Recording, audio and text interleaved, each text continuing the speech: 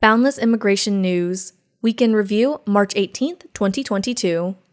Afghan diplomats in limbo after U.S. embassy closes. The U.S. State Department announced this week that it's closing the Afghan embassy in the U.S. If Afghan diplomats in the U.S. want to stay, they have 1 month to apply for permanent residency or temporary protected status before risking deportation. State Department officials reported that at least a quarter of the embassy's diplomats have not yet applied for visas. ICE deportations and arrests see sharp drop under Biden. According to a new report from U.S. Immigration and Customs Enforcement, ICE, deportations and arrests dropped significantly last year to the lowest level in agency history. At the end of fiscal year 2021, September 30th, ICE reported a 68% decrease in arrests from 2020. According to the report, the drop was largely the result of Title 42, a Trump-era pandemic-related order that allows ICE agents to expel people trying to cross the border immediately versus processing them. Diverging court opinions on Title 42. Speaking of Title 42, earlier this month, 2 federal appeals courts issued diverging orders on a Trump-era policy. First, a federal appeals court in Washington, D.C. decided that expelling migrant families under Title 42 is legal, but that the Biden administration is required to screen migrants before expulsion to make sure they would not be sent somewhere they might be persecuted or tortured. The same day, a federal district court in northern Texas issued a different opinion, ruling that the Biden administration couldn't exempt unaccompanied children from Title 42 expulsions.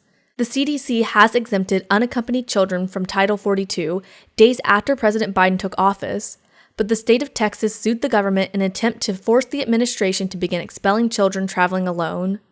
The administration has several days to appeal the Texas court's orders or be forced once again to expel unaccompanied children at the border. U.S. Department of State suspends consular services at U.S. Embassy in Kiev. Boundless dug into the current status of U.S. visa services by country, and not much changed from February to March. One notable exception, the Department of State has suspended consular services in the U.S. Embassy in Kiev due to the Russian invasion of Ukraine. The Consulate General in Frankfurt will serve as the primary processing location for Ukrainians for the time being, and those applying for an IR3 or IR4 adoption visa or A or G visas should submit applications to the U.S. Embassy in Warsaw. No significant movement in the green card backlog this month. Troubling news this week from the NVC monthly backlog report.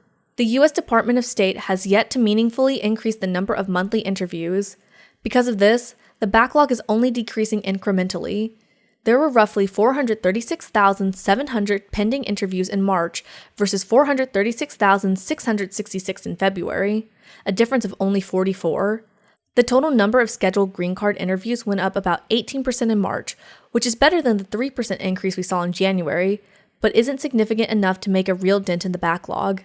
At this rate, Boundless predicts that the backlog will be a challenge indefinitely and could take 10 or more years to get back to pre-COVID levels. Those are this week's top immigration news headlines. If you found this video helpful, please be sure to give it a thumbs up and subscribe to Boundless for the latest in immigration news. Thanks for watching.